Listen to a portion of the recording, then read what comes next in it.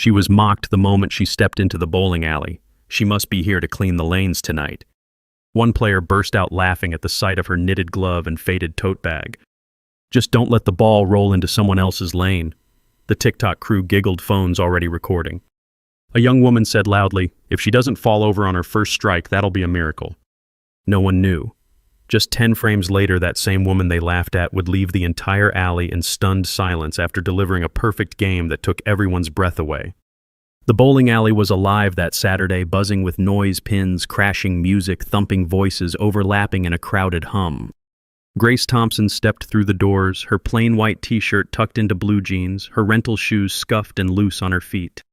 Her hair was pulled back in a simple ponytail, swaying slightly as she moved. She carried a worn canvas tote, its edges frayed, and a pair of hand-knitted gloves peeked out from the top, their green yarn faded. At 34, Grace had a quiet beauty, the kind you'd miss if you were looking for flash.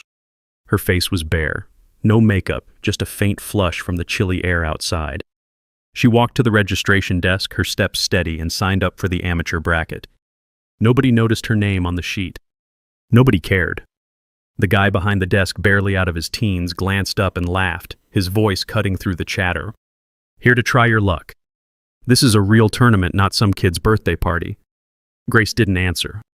She slid her entry fee across the counter, her fingers brushing the crumpled bills. The guy smirked, shaking his head, and waved her toward the lanes. A group of middle-aged women nearby, their hair sprayed stiff and their bowling shirts embroidered with team logos, caught sight of her. One nudged her friend, her voice loud enough to carry, "With that outfit, she'll be sweeping the lanes after her strike." The others giggled, their bracelets jingling as they turned away. Grace's hand tightened on her tote, but her face stayed calm, her eyes scanning the room for her assigned lane. The place was packed. Older men, their bellies straining against polo shirts, stood in tight groups, swapping stories of past wins. Younger teams dressed in flashy jerseys practiced trick shots for TikTok, their phones propped on tables. Regulars, the kind who bowled every weekend, eyed the competition with quiet intensity. Grace moved through them, her tote brushing against a chair, and found lane 6. She set her bag down, slipped on her gloves, and tested the weight of a house ball, her fingers curling around it. A group of men in their 40s, their bowling bags monogrammed and their shoes polished, watched her from lane 5. One, his mustache neatly trimmed, snorted. "That glove looks like it was sewn in middle school." His buddy, sipping a beer, grinned. "Just don't let the ball roll into the wrong lane, ma'am."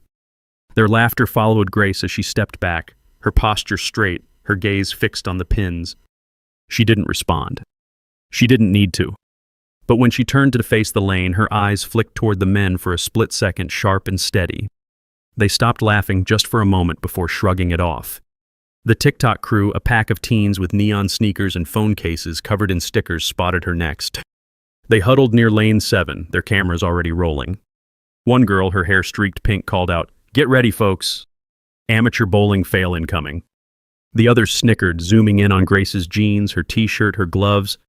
Grace adjusted her grip on the ball, her movements slow and deliberate, as if she hadn't heard. But her jaw tightened just enough to notice before she turned back to the lane. Grace knelt to tie her rental shoes, the laces worn and slightly frayed, when a woman in a leopard print bowling shirt sauntered over her, perfume sharp enough to sting. She held a shiny new bowling ball, custom painted with her initials, and deliberately dropped it inches from Grace's tote, making the bag tip over. The contents spilled her mother's photo, a cheap pen, those knitted gloves scattering across the sticky floor. "Oh, my bad," the woman said, her voice loud, fake sweet. "Didn't see your little yard sale collection there." The crowd around lane 6 snickered, some pointing, as Grace silently gathered her things, her fingers trembling but precise. A man nearby, his team logo stitched in gold, called out, "Maybe she's here to pawn that junk for a real ball." The laughter grew, but Grace's face stayed still, her eyes flicking to the photo as she tucked it back, her movements slow, like she was shielding something fragile. When she stood, she looked at the woman just once and said, "You dropped something too, your manners." The woman's smirk faltered, but the crowd's jeers drowned out the moment, their voices piling on like stones. As Grace lined up for a practice throw, a guy in a sleek black tracksuit, his hair gelled to a shine, stepped into her lane. He was one of the pro bowlers, his name embroidered on his bag, and he carried himself like he owned the place. "Hey, charity case," he said loud enough for the nearby lanes to hear, "you're holding up the real players." He snatched the ball from her hands, tossing it onto the rack like it was trash. Go practice in the kiddie lanes. Those bumpers might help. The crowd roared, some clapping like it was a show. Grace's shoulders stiffened, but she didn't flinch. She walked to the rack, picked a different ball, and tested its weight, her fingers steady. The guy kept going, turning to his friends. Bet she's never even seen a real alley before. Probably bowls in her backyard with tin cans. Grace stepped back to the line, her ponytail swaying, and threw a perfect practice strike, the pins crashing loud enough to cut through the laughter. She didn't look back, but her silence burned a quiet defiance that made the guy's grin twitch. During a break between practice rolls, Grace sat alone, sipping water from a plastic cup, her tote tucked under her chair. A group of women in matching pink visors, their earrings glinting under the lights, circled nearby, their voices sharp and deliberate. One, her lipstick bright red, pointed at Grace's jeans. Who shows up to a tournament looking like they just mowed the lawn? She said, her laugh like a whip. Another chimed in, bet she's here on a dare. No way she's serious. They moved closer, one accidentally bumping Grace's chair, making her cup tip and water splash across her t-shirt. The stain spread dark and obvious, and the women gasped in mock horror. Oh no, honey, now you're a mess. One said, her voice dripping with glee.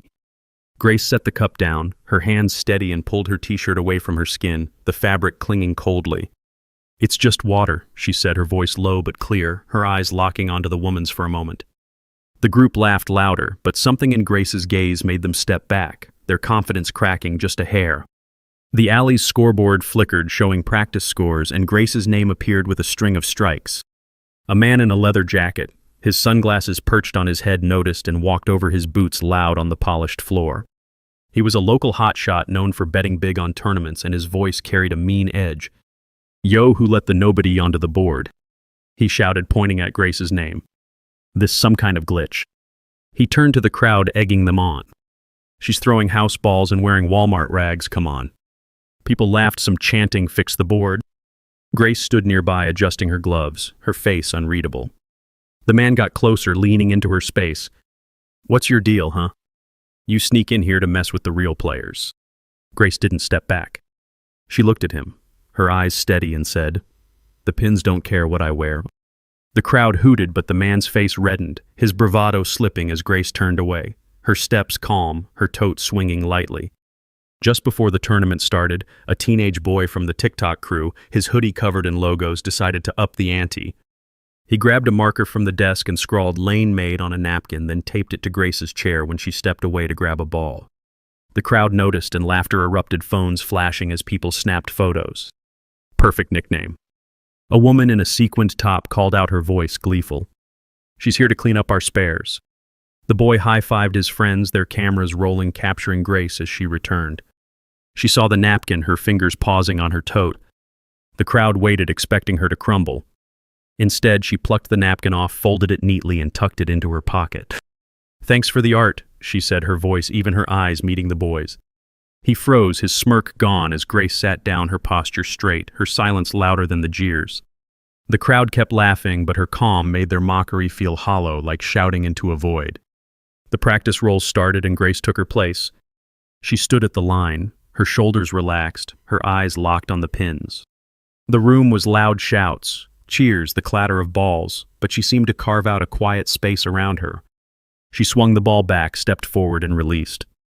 The ball rolled smooth, curving just right, and knocked every pin down. A clean strike. The sound echoed, but the crowd didn't notice. A woman in a glittery jacket, her nails painted gold, leaned over from lane 8. Lucky shot, she said, her voice dripping with pity. Don't get your hopes up, hon. Grace didn't look at her. She picked up another ball, her fingers brushing the knitted gloves, and reset her stance. The tournament began, and the air shifted. The casual chatter turned sharp, competitive. Grace's first frame was up. She walked to the line, her rental shoes squeaking faintly. The TikTok teens were still filming their giggles louder now. If she doesn't fall over on her first strike, that'll be a miracle, one said, her voice carrying across the lanes. Grace paused just for a second, her hand resting on the ball. Then she moved. Her approach was smooth, almost old school, her arms swinging like she'd done this 1,000 times. The ball hit the lane, rolled, and slammed into the pins. Another strike. The scoreboard flashed, and a few people clapped, but it was mocking, half-hearted. Beginner's luck, a guy in a trucker hat muttered, his team nodding. Frame 2 came and Grace didn't hesitate. She picked her ball, stepped up and threw. The pins scattered, another perfect strike. The crowd's laughter faded a bit, replaced by murmurs. Frame 3, same thing. The ball curved just right, the pins fell clean. Frame 4, another strike. The TikTok crew stopped giggling.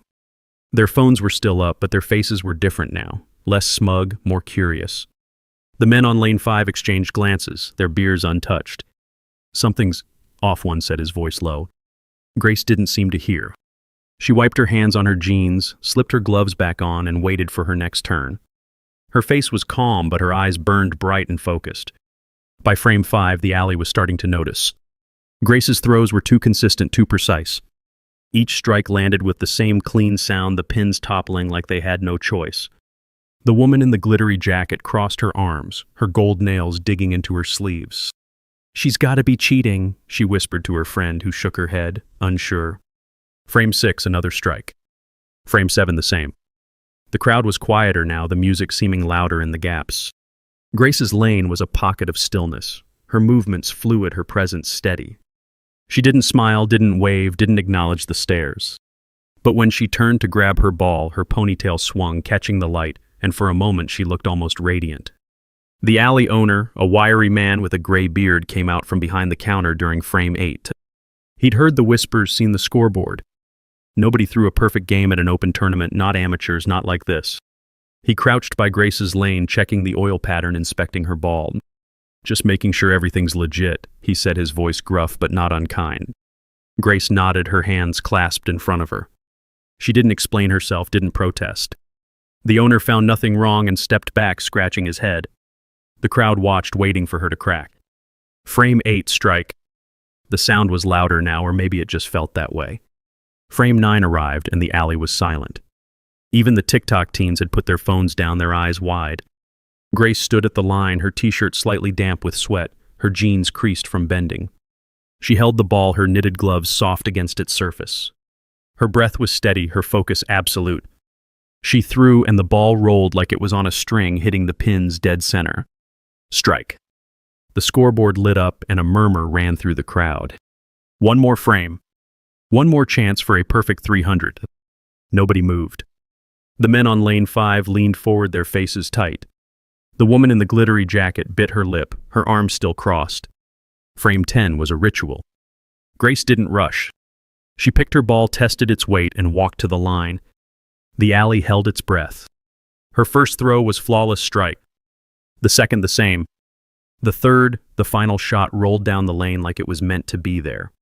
The pins fell every one, and the scoreboard flashed 300. A perfect game.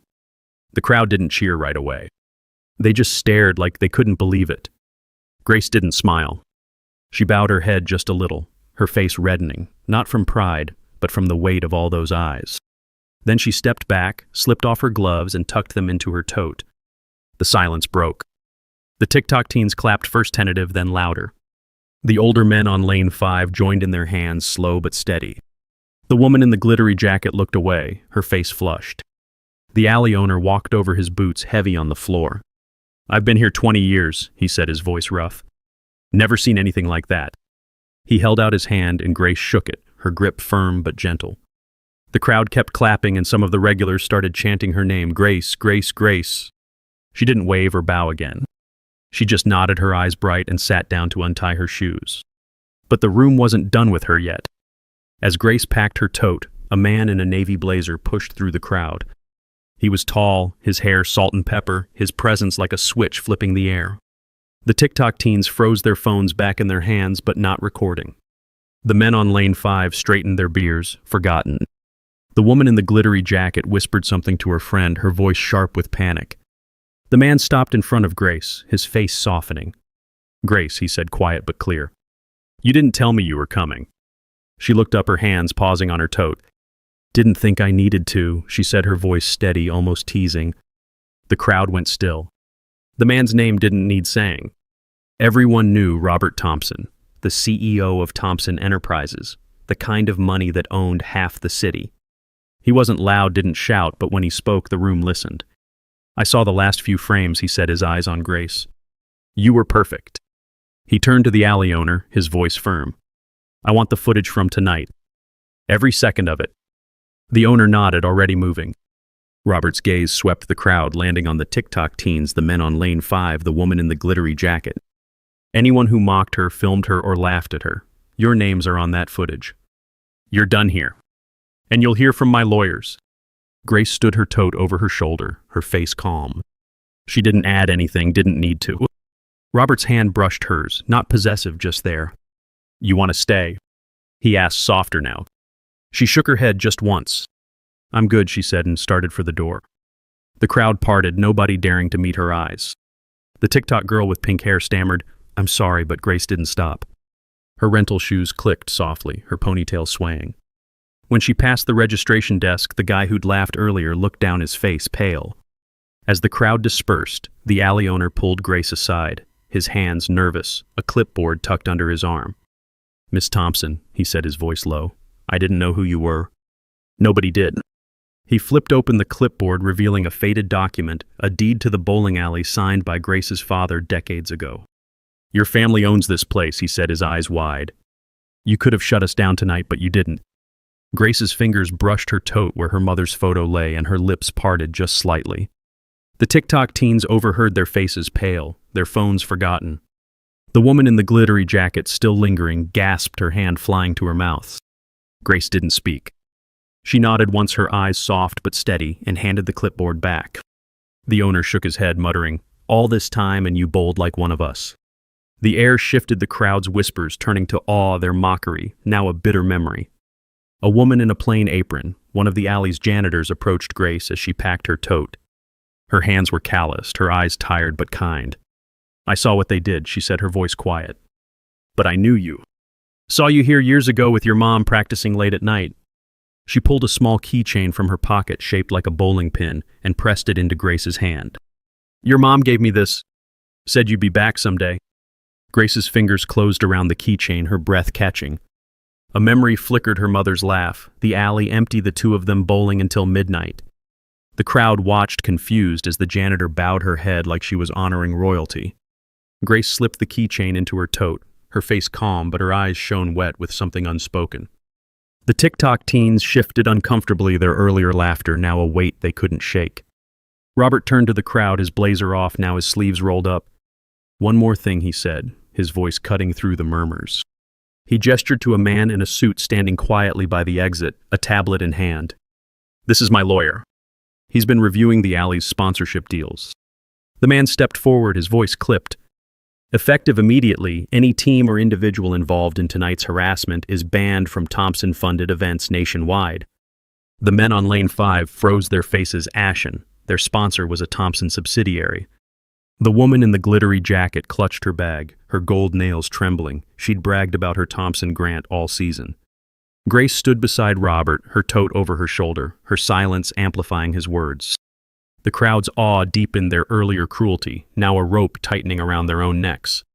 Grace's eyes flicked to the scoreboard, still showing her 300, and her lips curved just a fraction. A reporter from a local sports blog who'd been scribbling notes all night pushed through the crowd, her recorder raised. Mrs. Thompson, she said, her voice shaky. People are saying you trained with Olympic coaches as a kid. Is that true? The crowd leaned in, hungry for answers. Grace's hand paused on her tote, her fingers brushing the knitted gloves. A memory surfaced, her mother's friend, a retired pro, teaching her to spin the ball in a dusty gym, her laughter echoing. Grace looked at the reporter, her eyes clear. I learned from someone better than any coach, she said, her voice soft but firm. The reporter blinked, scribbling furiously as the crowd murmured, piecing it together. The TikTok teens, now silent, stared at their shoes, their mockery exposed as ignorance. Grace turned away, her ponytail swinging, her silence rewriting the night's story in front of them all. As Grace reached the door, a young girl, maybe 10, broke free from her parents and ran up clutching a crumpled score sheet. Can you sign this? She asked, her eyes wide, her voice trembling with admiration. I want to bowl like you. The crowd watched, their whispers fading. Grace knelt, her jeans creasing, and took the sheet, her cheap pen scratching her name in neat cursive. You don't need to be like me, she said, her voice warm. Just be you. The girl beamed, clutching the paper like a treasure. The parents standing nearby bowed their heads, their faces flushed with shame. They'd laughed at Grace earlier. The TikTok teens. The men on lane 5, the woman in the glittery jacket, all stood frozen, their cruelty now a shadow under the girl's light. Grace stood her tote swinging and walked out, her rental shoes left neatly by the door, her legacy already growing in the alley behind her. Outside, the air was cool, the parking lot lit by sodium lights. Grace paused, her breath visible, and glanced at a photo tucked in her tote, a faded picture of her mother smiling in a bowling alley, her hair in a ponytail just like Grace's.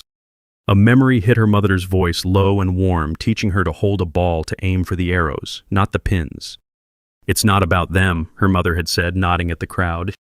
"It's about you." Grace's fingers lingered on the photo, then slipped it back inside. The story didn't end there. By morning, the local papers had it, "Simple Woman, Perfect Game: How Grace Silenced a City of Skeptics." Sports blogs picked it up, then national outlets. The TikTok video, the one meant to mock her, went viral for all the wrong reasons. Comments flooded in, calling out the teens, the men, the woman in the glittery jacket. The pink-haired girl deleted her account, her friends following suit. The men on lane 5 lost their sponsorships, their team dropped from the league. The woman in the glittery jacket tried to apologize online, but her post was buried under a wave of criticism. Nobody wanted their names tied to that night. Grace didn't read the articles. She didn't check the comments. But the alley owner called her a week later, his voice shaky with excitement. "We want you as an honorary coach," he said. "Teach the kids, the amateurs, whoever wants to learn." Grace hesitated, her fingers tracing the edge of her mother's photo. "I'll think about it," she said, but her voice was warm. She showed up the next weekend, her t-shirt and jeans the same, her gloves in her tote. The kids listened to her, their eyes wide, their hands steady as she showed them how to stand, how to swing. The bowling community changed bit by bit. The alley posted new rules: no filming without consent, no harassment, no mocking. Other venues followed the story, spreading like a warning. Grace's name became a quiet legend, not for her wealth or her husband, but for her game. She didn't talk about that night, didn't need to. Her strike said enough. Sometimes late at night, she'd stand in her garage where an old bowling ball sat on a shelf, her mother's initials carved into it. She'd touch it just for a moment and smile. Another memory came, sometimes a summer evening, her father handing her a check, his face serious. "You don't need to prove anything," he'd said. She'd torn it up, her hand steady, and walked away. That was years ago, before Robert, before the alley. Now as she coached kids, her hands guiding theirs, she carried that same quiet strength. The world had seen her not for her name, but for her skill, her grace. Robert came to the alley sometimes not to bowl, just to watch. He'd lean against the counter, his blazer off, and nod when she looked his way. "You're something else," he'd say, and she'd shrug, her ponytail swinging. The kids loved her, the regulars respected her, and the new bowlers came just to hear her story. She didn't tell it. She didn't need to. Her presence was enough, her silence louder than any cheer. The papers kept writing Player of the Year, a beacon for women, for amateurs, for anyone who'd ever been laughed at. Grace didn't frame the articles. She kept her mother's photo, her gloves, her tote. That was enough. The world had shifted just a little, and she'd been the one to push it. Not with words, not with wealth, but with 10 perfect frames and a bow that said she knew exactly who she was. For everyone who's been mocked, who's stood alone under bright lights, who's carried their truth in silence, this is for you. Grace walked through fire and came out stronger. Her strike's a reminder that you don't need to shout to be heard. You just need to show up steady and true. Where are you watching from? Leave a comment below and hit follow to walk with me through heartbreak, betrayal, and finally healing.